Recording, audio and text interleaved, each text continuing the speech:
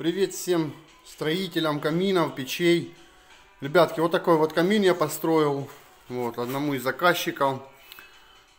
Это будет камин под облицовку. В общем, вот так вот он горит. Вот, ровненьким, красивым огнем. Вот, зольник. Ребята, сам делал. Вот такой вот зольничек. Да, здесь можно регулировать подачу воздуха. Это я перекрыл, вот, открыл подачу, видите, лучше пошло. Вот, ну, можно приоткрыть его. Вот, приоткрываем, больше пошло. И там внутри, чтобы пепел, который падает с камина вниз в зольник, вот, чтобы он не на кирпич, а прям туда на металл, вы просто вытягиваете этот зольник и высыпаете в ведро пепел и назад засовываете его.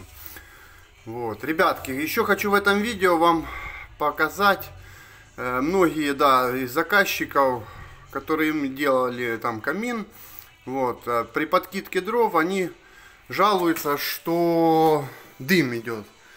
Вот, ребятки, вот первая ошибка. Когда я спросил, что вы делаете, они говорят, мы вот делаем вот так вот. Вот.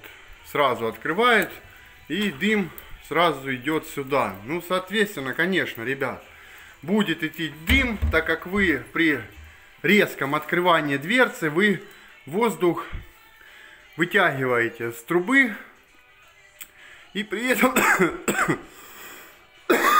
извините, дым возвращается обратно. Чтобы такого не было, ребятки, берем вот, приоткрываем немножечко, вот, примерно хотя бы вот сантиметра 2-2,5. Немножко подождите, чтобы воздух, тот что с комнаты, пошел в трубу, и потом медленно открываете. И все, ребята, вот вам дым. Ни в доме, вот, нету, а все идет в трубу. Вот, я даже при открытом вам показываю, что дыма нету. Вот, поверх. Вот такой вот каминчик, ребята, сделал с поворотной задвижкой, тоже сам делал.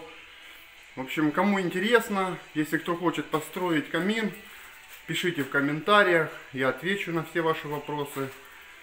Вот. Ну, в общем, как-то так вот, ребята.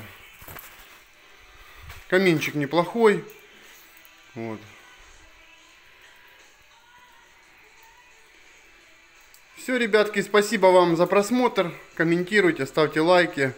В дальнейшем видео я буду еще показывать вам постройку, ремонт каминов, печей, мангалов, барбекю.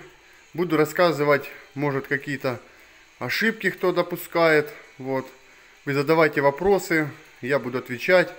В общем, ребятки, всем спасибо за просмотр.